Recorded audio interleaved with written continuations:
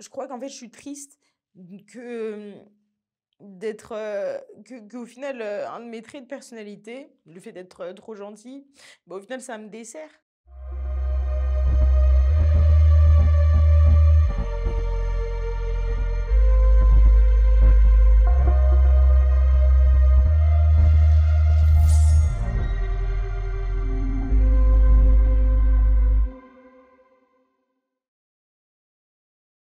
Myriam Mana, bonjour. Bonjour Sacha. Je suis très content de te recevoir aujourd'hui Moi aussi. dans Convoqué. Effectivement, convoquée et ça fait longtemps que j'ai pas été convoquée. Donc tu sais exactement pourquoi tu es là alors. Pas vraiment, je sais que c'est pour me confier, pour, raconter des choses que j'ai pas l'habitude de raconter. Mais sinon, je sais pas, quelles questions tu vas me poser. On va découvrir ça ensemble. Exactement. Je vais commencer par une question que j'ai l'habitude de poser à mes invités. Ouais. Quel genre d'enfant tu étais? En vrai, on peut dire que j'étais une enfant gentille, hein. Mes parents ont toujours dit que quand on était petits, d'ailleurs, ils aiment bien dire: «Oh là là, quand vous étiez petits, c'était tellement bien». Et pourquoi tes parents ils prennent un air nostalgique quand ils disent que vous étiez gentil? C'est plus le cas? C'est encore le cas, mais tu sais, quand tu es enfant, c'est l'insouciance, il y a pas les problèmes, il y a pas les mauvaises fréquentations, tu vois? Tu es parfait pour eux et après, quand tu commences à grandir, que tu vas pas forcément dans leur sens, qu'ils ont des choix pour ta vie et que tu décides de prendre d'autres directions, c'est là que ça peut être un peu plus compliqué. Tes parents disaient que vous étiez gentil avec ton frère. Est-ce que tu te qualifierais de trop gentil, toi? C'est vrai que je peux me qualifier de quelqu'un de trop gentil parce que ça m'a parfois desservi. En fait, j'ai compris qu'ils prennent ça pour, de la naïveté, de la faiblesse, des gens qui peuvent se servir de toi parce qu'ils se disent: «Bah, non, mais elle est gentille, tranquille, elle va faire ça pour toi et ça pour toi», alors que d'autres ne le feraient pas. Est-ce que le fait que ton frère soit parti, c'est toi qui prenais plus, t'as pris plus de responsabilités dans ta famille? Pas vrai, j'ai pas, vraiment pris plus de responsabilités, mais je me suis dit parce que, tu vois, en vrai, j'ai envie de te dire, mes parents, se gèrent encore, c'est pas des petits papiers avec des cannes et tout, donc ça va, ils arrivent à se gérer et mais par contre, j'ai remarqué que je me suis dit: «Bon, mon frère, il est plus là, faut que je sois la fille unique, bien, pas de problème», j'évite de, tu sais, de faire un peu la misère à mes parents, de faire des problèmes, de, tu sais, genre même juste de les faire se soucier, d'un truc ou quoi, j'essaie vraiment de gérer ma carrière, mon taf et cetera. Mais en tout cas, j'ai remarqué un truc, c'est que, quand tu as des parents qui ont réussi, c'est aussi plus compliqué, de les rendre fiers. Parce que tu as l'impression qu'eux, ils ont réussi et que ce que tu vas faire, ça va pas être, enfin moi, j'ai ce ressenti-là. Tu sais, mon père, il est ingénieur, ma mère, elle est médecin, ophtalmo, la plupart de sa famille, c'est que des médecins. Mon père, il voulait que je sois architecte, ma mère dentiste. Moi, j'étais là, je voulais être, magicienne, détective privé, journaliste, et hem et c'est plus compliqué quand tu as des parents qui ont réussi parce qu'en fait, eux, ils se disent: «Mais qu'est-ce que tu vas choisir un métier comme ça qui a», tu sais, on c'est pas un métier stable, tu vois? Et j'ai galéré et tout, mais encore maintenant, j'essaye de leur prouver que j'ai choisi la bonne voie, pour moi, mais c'est compliqué. Tu m'as dit que pendant un moment, tu voulais être magicienne. Ouais. Alors, j'ai une petite anecdote. Vas-y. Apparemment, quand tu étais petite, tu faisais beaucoup de tours de magie. Tu achetais beaucoup de tours de magie, tu les faisais. Tu faisais beaucoup le show à ta famille. Ouais, c'est vrai. J'ai toujours fait le show, en fait. C'est vrai que tout à l'heure, tu m'as demandé comment j'étais quand j'étais petite, mais quand j'allais au bled en Algérie, avec ma cousine, je faisais beaucoup, des spectacles. Tu vois, on allait dans le salon, on faisait tout le monde On a tous RDV connu 20 ça. RDV 20h et tout, et je faisais des shows et j'avais un tour de magie où je te mettais des pièces dans les mains, tu fermais avec une boîte, oup, les pièces, elles disparaissaient. Et quand tu arrives au collège, tu Ouais. savais pas vraiment encore ce que tu voulais faire. J'avoue que je savais pas vraiment exactement, qu'est-ce que j'allais faire, mais je sais pas pourquoi j'avais envie de faire un truc, en lumière, tu vois? Je Ok. savais que j'étais pas trop maths, mais j'étais beaucoup plus écrire des histoires, dessiner et filmer. Au collège, d'ailleurs, j'étais paparazzi. J'avais un Skyblog, j'ai eu un conseil de discipline, du coup, à cause de mes photos et puis, voilà. Mais au collège, bah si, en fait, c'est à partir du À collège. cause de tes photos ou de ta vidéo sur la dépression? C'est bien renseigné, ça. Quand même, un Ah. minimum. Non, en vrai, on a fait une vidéo sur la dépression, une parodie d'une pub sur la dépression et après on l'a posté sur mon Skyblog et mon Skyblog s'appelait Myriam Mana, donc j'étais totalement cramée et ça avait tourné à l'époque jusqu'aux oreilles, du proviseur. De là, je me suis faite, tirer les oreilles, conseil de discipline, donc voilà, je me suis vite rendu compte qu'en fait, ma passion me portait plus préjudice qu'autre chose. Est-ce que tu penses que, parce que apparemment à l'école tu étais studieuse mais pas parmi les premières de la classe, Mmh. tu faisais quelques bêtises, est-ce que c'est parce que tu avais ton QI qui était plus élevé donc tu t'ennuyais en cours? Ouais, en fait, j'ai jamais vraiment été très studieuse et on a voulu me faire redoubler. Ouais, on a voulu me faire redoubler en sixième et c'est là que j'ai fait appel. Tu sais, tu passes devant un jury et tout et en fait, ma mère, elle a eu la bonne idée de m'envoyer chez une psy, tu sais, Mmh. qui calcule ton QI et qu'on s'est rendu compte que mon QI était supérieur à la moyenne. Que du coup, j'étais pas du tout bête, hein. C'est juste, j'étais intelligente, mais c'est vrai que on dit souvent que les surdoués, ils s'ennuient en cours et ils sont en échec scolaire. Bah, j'étais en échec scolaire. Et si on creuse un peu plus justement dans ta scolarité, à la fin Mmh. du lycée, Ouais. tu as raté le bac. Ouais. Ouais, j'ai raté le bac. J'ai raté le bac. Grand échec. Après, aujourd'hui, je vais te dire, je m'en fous parce que ça a rien changé à ma vie et que j'ai réussi à faire mes études, sans bac. Mais sur le coup, ça a été un échec plus, vis-à-vis de mes parents, par Surtout que contre. ton frère l'a eu. Est-ce que c'est pas une double pression du coup? Double pression. En fait, c'est pas en fait, ce qui était cool, c'est que mes parents me disaient: «Tranquille, toi, tu as sauté une classe. Donc dans le fond, tu perds rien». Alors que mon frère, lui, vu qu'il avait redoublé, voilà. Mais là, c'était forcément j'étais trop déçue et en fait, c'est plus, vis-à-vis de mon père, comme je t'ai dit comme je l'ai déjà raconté aussi dans une vidéo, le jour où je suis partie voir les résultats du bac, je voulais pas qu'ils viennent et quand je suis arrivée, bah, j'ai vu qu'il y avait pas mon nom et après, il y avait mon père derrière et T'as là, ça touché m'a fait l'épaule. mal. Ouais. Me parle pas trop de ça! Mais ouais. Ouais, du coup, voilà, hein. Mais ça, tu l'as vécu comment? D'avoir ton père derrière et ton nom qui manquait juste devant? Bah, en fait, je me suis dit, tu vois, il est là, en fait. Il reste là pour moi, même si je suis en mode, oups, même si je suis en mode, j'ai raté mon bac, bah, il est là. Il est là. Il est là, il me dit: «C'est pas grave», même si je savais que c'était grave. En fait, on peut dire quand même que tu es quelqu'un de forte qui s'accroche parce que tes parents ne voulaient pas que tu fasses ça. Oui. À l'école, au collège et au lycée, ça Mmh. t'éloignait un peu de ta passion et Oui, tu es quand même rentré dans une école de journalisme. ouais, Aujourd'hui, tu es journaliste. Mais est-ce que exactement. tu peux nous parler de ton entrée d'abord Et dans l'école de journalisme? Ça fait quoi d'enfin trouver sa voie? à partir de là, je me dis: «Je donne tout». Faut vraiment que je réussisse mes études. Et puis même, en fait, je le faisais même pas, pour mes parents en mode: «Allez», je me forçais à travailler. Non, vraiment, en fait, j'ai trop kiffé. Et c'était compliqué parce que moi, pendant mes études, mes parents, ils ont jamais vraiment soutenu le truc. Ils se sont toujours dit: «Beh, voilà, en fait, tu es en train de faire un métier, c'est pas stable». En fait, ils savaient pas vraiment ça allait donner quoi. Après mes études, j'allais aller où? J'allais travailler où? La preuve, quand j'ai fini mes études, j'ai travaillé, à l'hôtel, pour mon père, tu vois? Donc c'est là que je me suis dit: «Là, c'est relou». Là, c'est relou. Tu vois? Genre, en fait, j'ai fait des études et là, l'année d'après, je travaille pas en journalisme, qu'est-ce qui se passe? C'est pour ça qu'après, quand il y a eu le, casting avec Booba pour, sa chaîne OKLM, c'est là que je me dis: «Bon, bah, c'est le destin».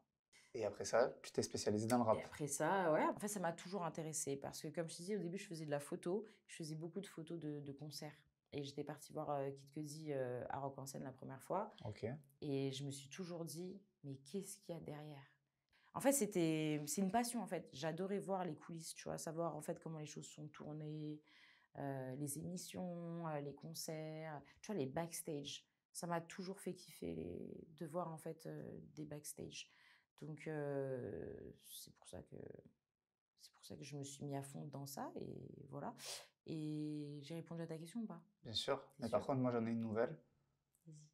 Tu t'es spécialisé dans le milieu du rap, que tu Ouais, adores. ouais. Mais il y a quelqu'un qui était moins fan de ce milieu et qui n'a pas voulu que tu te lances dans ce milieu. Ton père. Mmh. Ouais, il était pas trop fan. Hem, Après en vrai, que ce soit mon père ou ma mère, c'est la même. En fait, ils se sont jamais vraiment intéressés. C'est juste quand j'ai commencé à faire mes études et que je devais faire, mon premier documentaire. J'ai fait un documentaire sur, la médiatisation du rap, donc je devais beaucoup sortir. concerts dehors, etc. Et moi, je prenais ma caméra, la perche, le micro, je prenais tout. J'étais toute seule, j'étais déterre, j'y allais. Mais du coup, quand je rentrais, souvent, mon père, il me faisait des remarques. En fait, je sentais que c'était... En fait, j'avais l'impression que mon père, on dirait que je rentrais de soirée. Mais est-ce que tes parents ne jugeaient pas que c'était un milieu d'hommes et c'est pour ça C'est aussi ça, en qu'ils fait, avaient c'est un peur? milieu d'hommes et c'est un milieu où, tu sais, ils me disaient tu vois, genre, en fait, on va se servir de toi, tu vois, genre, alcool, drogue, sexe. Tu sais, genre, en fait, ils peuvent se dire, c'est pas le meilleur milieu pour toi. Et même en tant que musulmane, euh, c'est compliqué, tu vois, la musique, éviter tu vois, d'écouter n'importe quoi. Mais dans Ouais, tes ça inquiète vidéos, beaucoup pour moi. ouais, ben justement, c'est ce que tu dis dans tes vidéos. Tu disais qu'ils essayaient aussi énormément de te Mm. réorienter. Ouais. Ça te faisait quoi de voir ça, de voir que tu avais ta vocation et tes parents qui essayaient beaucoup de te réorienter? Je le comprends après coup. Sur le coup, je le comprenais moins parce que je me dis, mais en fait, ils veulent juste. Moi, je rêve et ils veulent me détruire tous mes rêves ou c'est comment? Mais en fait, maintenant, je comprends que dans le fond, mes parents veulent juste que j'ai un métier stable, tu vois, qu'ils me fassent pas galérer. Parce que je te jure que là, maintenant, aujourd'hui, je te le dis, c'est pas un métier stable. Tu sais, enfin, là, je suis en Indé, mais tu sais, tu peux bosser avec des gens et après, tu vois, voilà, il y a le Covid, bon, bah, tout s'arrête, ciao. Est-ce qu'on t'a déjà fait sentir que tu étais une femme et que tu n'avais pas sa place pas ta place, pardon, dans ce milieu? On m'a jamais fait ressentir comme quoi j'avais pas ma place, mais que la place de quelqu'un d'autre valait plus. Tu vois, en tant que femme, je te dis la vérité, hein, je me rappelle quand j'étais à OKLM, par exemple, j'étais présentatrice une fois par mois. Tu as vu, on est là, on se débrouille, on fait nos trucs par nous-mêmes. Pourquoi tu me laisses pas, je t'ai proposé un truc, pourquoi tu me laisses pas le faire? Ah mais non, mais t'es une meuf. Ouais, en fait, je sentais, Ah, ok. en fait, on me faisait comprendre, mais non, mais toi, on peut pas t'envoyer, filmer, caméra, on va envoyer Arthur, c'est un mec. J'ai senti ça, et aussi au niveau du salaire. Au niveau du salaire, les mecs sont plus payés que les meufs. On en revient encore à ce que tu disais en début d'interview. Peut-être trop Ouais, gentil. ouais, trop gentil de fou malade. J'étais trop gentille. J'ai compris que j'étais trop gentille le jour où il y a un de mes ex qui m'a sorti t'as pas de défaut, mais t'es peut-être trop gentil en fait, tu vois. Et là, j'ai compris en fait que c'était un défaut d'être trop gentil avec les gens. Mais en fait, comme je te dis, j'ai pas envie de te dire ça me dessert parce que regarde ma communauté, ils le ressentent. Les gens aussi, tu sais, quand on me contacte et tout, tu sais, des fois, je croise des gens, ils pourraient juste me dire, ah, j'aime bien tes vidéos. Mais en fait, ils me disent, j'aime bien ta personnalité, etc., etc. Donc, c'est pas grave s'il y a des gens, ils ont profité de ma gentillesse. Tu as eu des problèmes vis-à-vis de ta gentillesse, Ouais, après dans le milieu du rap et aussi ouais, dans ta vie sentimentale. ouais. Hmm.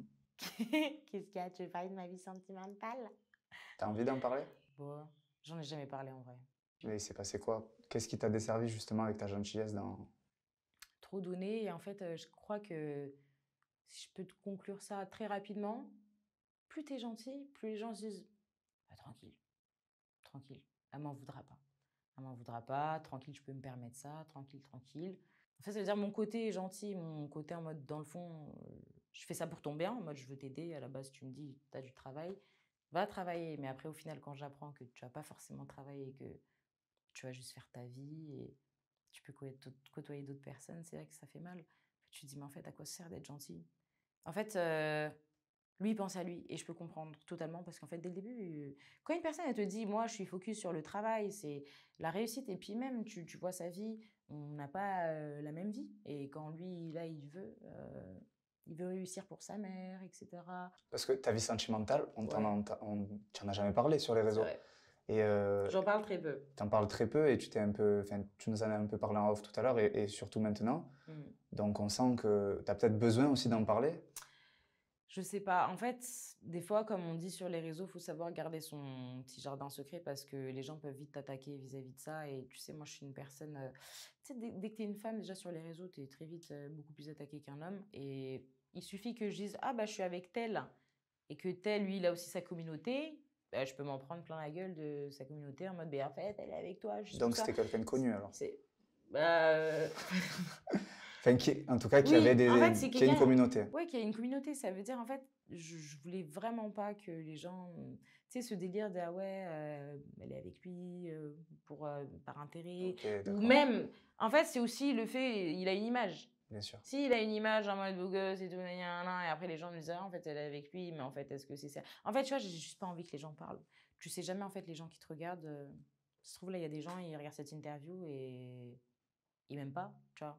Mais alors sincèrement, je vais pas Ouais. dire que tu m'as payé pour l'interview, pour ce que je vais dire, mais non, sincèrement, comment on peut ne pas t'aimer? Tu es toujours souriante, Oh, non mais tu jamais fait de faux pas, tu parles pas mal des gens, donc c'est vrai.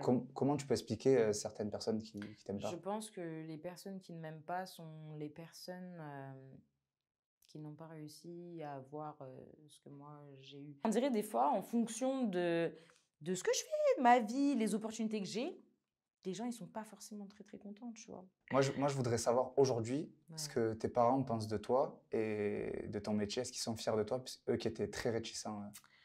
Eh bien, j'ai l'honneur de t'annoncer que je crois que mes parents commencent à être fiers de moi. Je pense qu'ils ont été fiers de moi pour la première fois quand j'ai bossé pour TF1. Ah, tu connais TF1, tu leur dis au KLM ou Scapé, ils sont en mode: «C'est quoi? Je connais pas». Je leur dis: «TF1, ah! On connaît». À partir du moment que c'était la télé et que j'ai eu un poste à TF1, je crois que c'est la première fois que du coup mes parents, m'ont dit: «Ah, c'est bien». Je te le dis, hein, je crois que je l'ai pas dit pendant l'interview, mais ça m'a toujours fait de la peine parce que je sentais que mes parents, ils sont un peu désintéressés de mon travail. Tu vois, le milieu de la musique. En fait, tu sais, j'ai toujours l'impression, même ma mère, elle peut me dire alors, c'était cool. Et quand je commence à lui raconter, je sens limite, elle est déjà en train Ok, de. ouais, ils se Tu vois, déconnectent. en fait, elle est en mode. Je sens que ça l'intéresse pas. Et puis même, tu sais, genre, je vais lui donner des détails. Et le lendemain, elle va me parler d'un autre truc. Je vais dire, mais t'as pas compris là ce que je t'ai dit? En fait, tu vois, genre, elle est pas investie dans le truc, tu vois. En Est-ce que tu as déjà essayé vrai, d'en parler à tes parents de tout ça? c'est toujours quand il y a des conflits qu'on en parle, tu vois. Après, je suis en mode, mais en fait, vous ne me comprenez pas. Et après, souvent, je monte pour éviter les conflits et tout. Mais ouais, je leur ai déjà expliqué. Après, ça c'est un peu. C'est limite, ils ont compris. Je sais pas comment expliquer ça, mais on voit que tu es quand même une femme forte qui a jamais lâché, qui s'est toujours Oui, battue je pour suis une femme travailler. forte. Ben c'est vrai, hein, Oui. tu en rigoles, mais c'est la vérité. Moi, je le vois comme ça. Ok. Tu t'es toujours battue pour Oui, travailler dans ce que tu aimais, ouais, c'est vrai. malgré les critiques, malgré le désaccord de tes parents. Oui, Et est-ce que ce visage de femme forte, si ça cache pas quelque chose derrière? bien sûr. Je suis une personne sensible. Personne sensible? Très sensible même. Voilà. Tu laisses un blanc pour que je parle? Tu connais, t'es journaliste, donc Bah, tu sais, moi, je joue beaucoup sur l'humour. Et je trouve que l'humour, c'est une très très bonne carapace pour, pour combler sa peur, euh, tu vois, l'anxiété, le stress. Moi, j'ai toujours joué sur l'humour pour me défendre, pour me protéger, etc. Donc, je pense aussi que les gens drôles, en fait, les gens qui font rire, c'est un peu bon vivant et tout, ils cachent tous une tristesse au fond d'eux, je pense. il y a une grande tristesse. À quel niveau? C'est à toi de me le dire. Je sais pas, ouais, tu veux me faire pleurer encore ou quoi? Grande tristesse, à quel niveau? C'est à toi de me le dire. Bah, je sais pas, en fait. Moi, en tout cas, je sais un truc. Je suis triste de voilà, je vais pleurer. Attendez. Ouais, je crois que c'est ça. Attends. Et après, là, j'en fais quand je vais commencer à vouloir en parler, je vais pleurer. Donc, Tu c'est peux quoi le. pleurer, hein, Mais non! personne va te En fait, juger. je crois qu'en fait, je suis triste que d'être qu'au final un de mes traits de personnalité, le fait d'être trop gentil, bah, au final ça me dessert. Tu vois, en fait, souvent tu te dis bah c'était quelqu'un de bien dans la vie, normalement il t'arrive du bien et tout, mais en fait quand tu donnes aux gens et qu'en fait tu vois que les gens t'utilisent etc., bah en fait tu te dis mais en fait tout ce que je fais dans la vie, les- t'as pas le bon caractère, tu vois. Genre, des fois, je me dis, en fait, je devrais être une personne plus forte, faire ci, ça. Simple exemple, hein, mais rien que dans ma relation, j'ai tout donné pour une personne, j'ai été gentille, j'ai jamais été méchante et tout, et à la fin, j'ai grave souffert. Je me dis, mais pourquoi, en fait, je mérite pas ça? Donc, il y a plein de trucs où je me dis, quand t'es quelqu'un de gentil, bah, les gens, je sais pas, en fait, ils profitent de ta gentillesse. Et et les gens qui ont beaucoup de caractère, je sais pas, tu sais, les gens qui vont être très carrés, je sais pas, on dirait, bizarrement, je sais pas, c'est comme les tyrans où mais ils réussissent plus. Je Tu sais as pas si. l'impression? Ouais, J'ai l'impression que quand t'es gentil, tu vas forcément te faire marcher dessus, tu vois. Donc en fait, je pense que c'est ça qui me rend triste. Des fois, je me dis, tu peux pas être quelqu'un de vrai dans ce milieu-là. Tu vois, genre moi, j'ai été vrai, j'ai été naturel, je me suis fait virer d'Ouzcapé. Tu vois, parce que j'ai crié sur mon boss, parce que je lui ai dit, mais frère, vous me payez pas assez là. Quand j'ai su que je méritais 10 fois plus, je me dis, mais c'est pas possible. Alors que les gens qui sont méchants, qui disent, moi je veux ça, c'est comme ça et c'est carré, bah au final, ils réussissent. En fait, ces gens-là, ils laissent les émotions de côté quand ils vont au Ouais. travail. Et moi, voilà, c'est ça en Toi, fait. t'es Moi, entière. je suis trop entière. Moi, je suis dans la vie, tu vois, moi, je suis sentimentale. Moi, j'ai ce côté humain. Je pense que j'aurais été plus triste aujourd'hui d'avoir changé à cause des gens Bien sûr, bien sûr. que, tu vois. C'est pour ça, des fois, j'ai pas envie de me dire, vas-y, ce milieu, il m'a rendue aigrie, il m'a rendue beaucoup plus méchante. Non, il m'a rendue peut-être plus méfiante, mais tu grandis comme partout. Là, on va partir sur un truc beaucoup plus positif et Ouais. d'une personne dont tu as confiance, dont Oui. tu es la confidente, dont tu te confies. Oui. Voilà, tu l'as Ouais. compris. On lui a demandé, on a cette habitude dans cette émission pour conclure l'émission, de demander 2 mots qui décrivent l'invité. Alors, à ton avis, elle t'a décrit comment? Folle? Je sais pas. Alors, je vais t'aider, je vais t'en dire un. Elle a dit indépendante. Ouais, c'est vrai, oui. Et je suis indépendante et c'est vrai, indépendante parce que je fais les choses par moi-même, j'aime bien voyager seule, etc.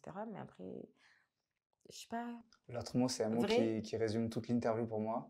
Forte. forte. Elle a dit que tu étais une personne très forte. Merci, je vais encore pleurer. Ça fait plaisir, vraiment, merci. Désolée, voilà, je vous avais dit que j'étais quelqu'un de sensible. Mais parce que j'ai pas beaucoup l'habitude des... des Tu es entière au petits... moins. Bah oui, je Tu es suis entière. entière, mais ça me touche. Quand on me dit des trucs comme ça, je suis pas habituée à ce qu'on me dise des trucs comme ça, quoi. Donc merci Sacha, c'est gentil. Mon make-up, il a dû totalement partir, mais c'est pas grave. Mais non, de toute façon, on va faire une pause là. Ouais, le mascara, là, il goûte Ouais, on va passer à la et partie tout, 2. là. Ouais, tu vas me faire rire, là, ou tu vas La me partie 2, regarder? c'est pour se faire rire. C'est tout le contraire, Ok. la partie 2. Ok, d'accord. Donc, merci de t'être confié, d'avoir joué le jeu. Attends, 2 secondes, wesh. Merci les amis, on se retrouve dans la partie 2, j'espère que je vais moins pleurer, hein. Vraiment, je vais pas pleurer.